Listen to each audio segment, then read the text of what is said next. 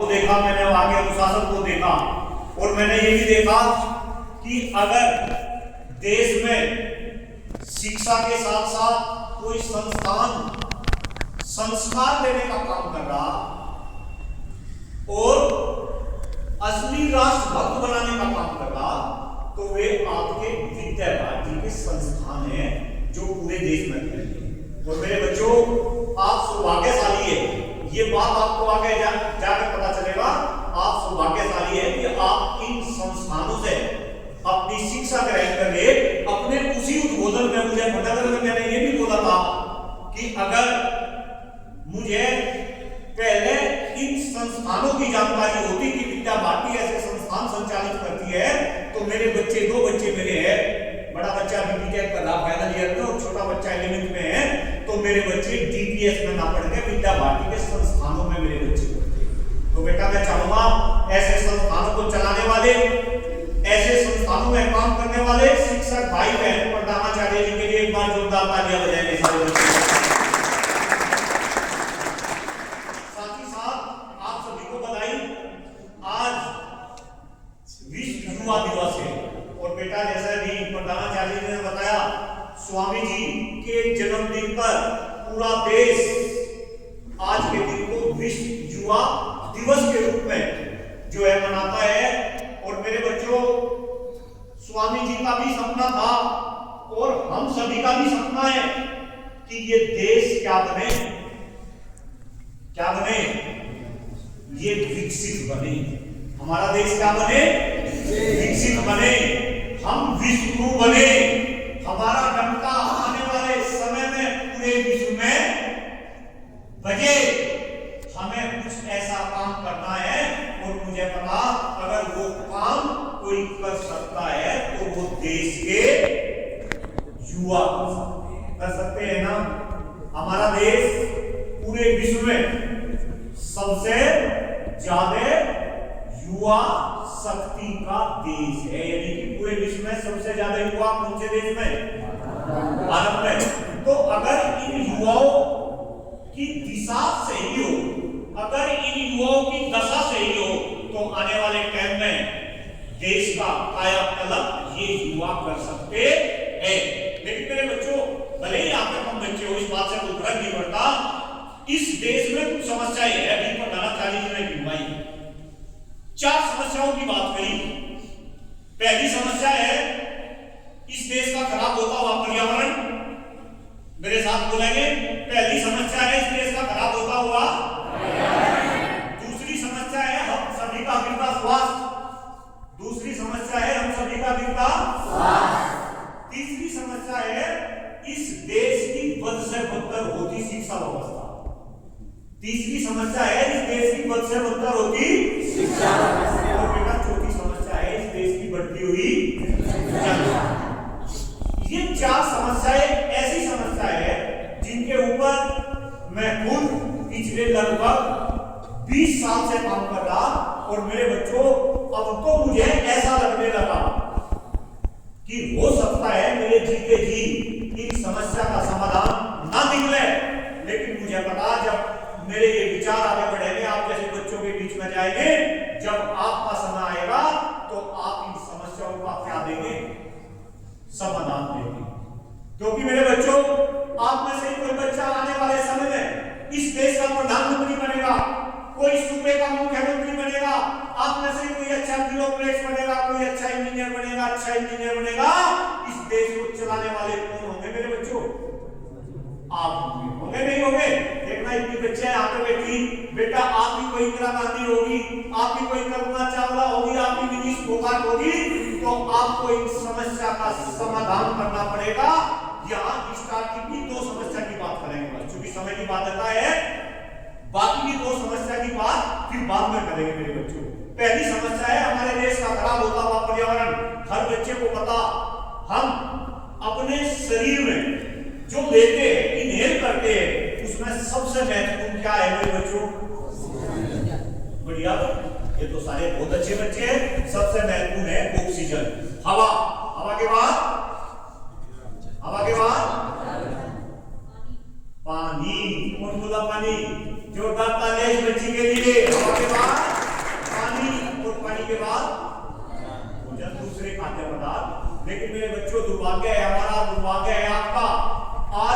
हमारे देश की हवा सांस लेने लायक, हमारे देश का पानी पीने लायक, हमारे देश का खाद्यान्न खाने लायक। और मेरे बच्चों यही कारण है कि आज हम सभी का स्वास्थ्य भी अच्छा नहीं है। आज के बाद अलग अलग टीवी चैनल पे भी आप मुझे देखेंगे, आप कई बार सरप्राइज हो जाएंगे कि तो ये तो वही बुच्चू वाले प्रोफेसर है जो हमें जो ऐसे भाषण दे रहे थे। हर एक प्लेटफॉर्म से मैं इस बात को बोलता हूं कि जैसा स्वास्थ्य मेरे पिताजी का था ऐसा स्वास्थ्य मेरा नहीं, और जैसा स्वास्थ्य मेरा ऐसा स्वास्थ्य आपका नहीं। युवा तो चले तो धरती भी हिले। स्वामी जी का जन्मदिन मना रहे हैं, देखना स्वामी जी के फेस को देखो, हैं किस तरीके की ओरा, किस तरीके की चमक, किस तरीके की धमक इनके फेस से आपको नजर आती है। आज तो सारे के सारे बच्चे ऐसे लगे, देखना सीधे बैठो सारे बच्चे, सीधे बैठो, सीधे बैठा करो ऐसे, है ना बेटा। तो मैं आपको ये बताना चाह रहा कि आज अगर स्वास्थ्य हमारा खराब है तो उसके पीछे हमारे देश का खराब होता हुआ पर्यावरण है, हमारे देश का हवा, हमारे देश का पानी। आपको जान के हैरियत होगा मेरे बच्चों, क्योंकि आप अच्छे बच्चे हैं। एक वर्ड होता है AQI। क्या होता है? AQI बोले तो अरे वाह, खड़ा हो जा मेरे बच्चे, खड़ा हो जा। कौन बोला एयर क्वालिटी इंडेक्स? इस बच्चे के लिए जोरदार तालियां, जोरदार तालियां। आप सौभाग्यशाली है। डंके की चोट पे इस बात को कह रहा, पूरे हिंदुस्तान में घूमता हूं और मैं बच्चों से AQI का मतलब पूछता हूं तो हिंदुस्तान में युवाओं को AQI का मतलब नहीं पता है। आपको कई बच्चों ने बोला AQI बोले तो एयर क्वालिटी इंडेक्स। क्या होता है एयर क्वालिटी इंडेक्स? बोलो क्या होता है? यस,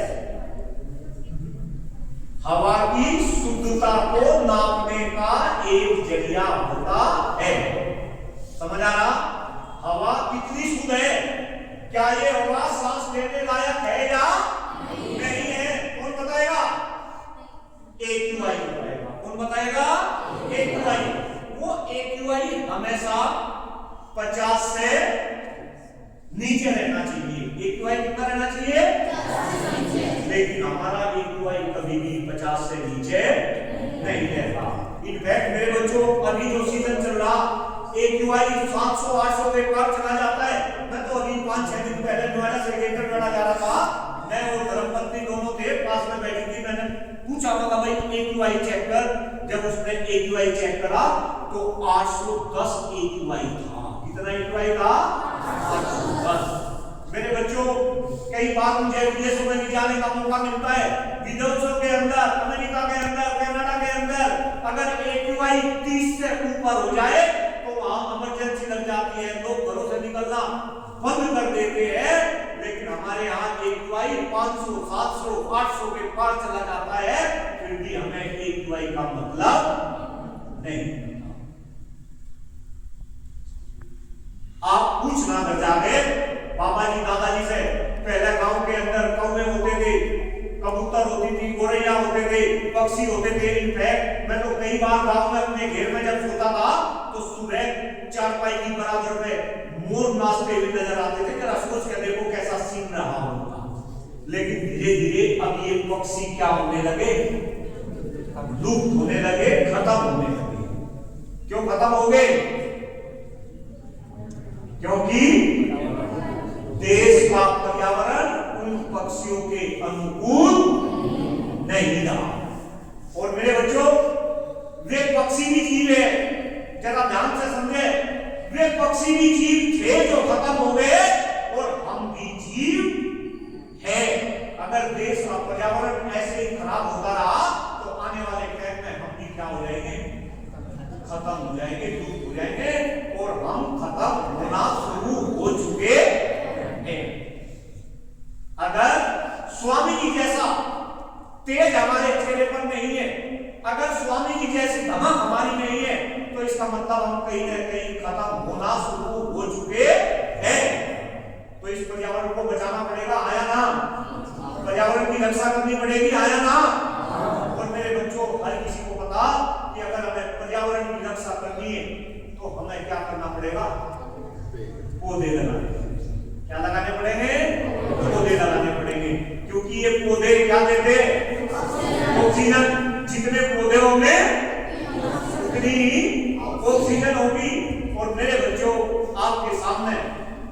ऐसा इंसान खड़ा जो पिछले 20 साल से पौधे लगाने का काम कर रहा, और पौधे भी सबसे अच्छा पौधा कौन सा?